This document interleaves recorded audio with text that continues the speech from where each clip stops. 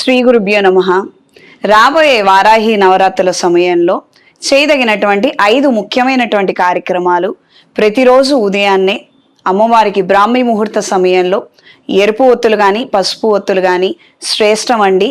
లేదా మీకు లభించేటువంటి ఏ ఒత్తులతోటైనా కూడా అమ్మవారికి మొట్టమొదట దీపారాధన ప్రారంభించండి. ఒకటి, ఉదయం బ్రాహ్మీ ముహూర్తంలో దీపారాధన చేయాలి. రెండవది, సాయంత్రం సంధ్యవేళ మాత్రమే దీపారాధన చేయాలి. అమ్మవారికి కుంకుమతో పసుపుతో అర్చన జరిపించండి. ధూపం అగరబత్తి కావచ్చు, గుగ్గిలంతో మాత్రమే అమ్మవారికి విశేషంగా సాయంత్రం వేళ ధూపం సమర్పించండి.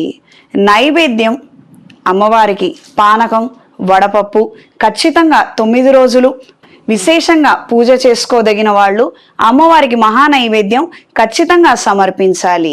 అమ్మవారికి ఆకర్ణ తాంబూలం 3 తమలపాకులలో ఒక్కలు ఉంచి ప్రథమ తాంబూలం పొడిని లేదా జాజికాయ జాపత్రి మిశ్రమాన్ని ఉంచి అమ్మవారికి రాజతాంబూలాన్ని సమర్పించండి. మీరు స్వీకరించండి.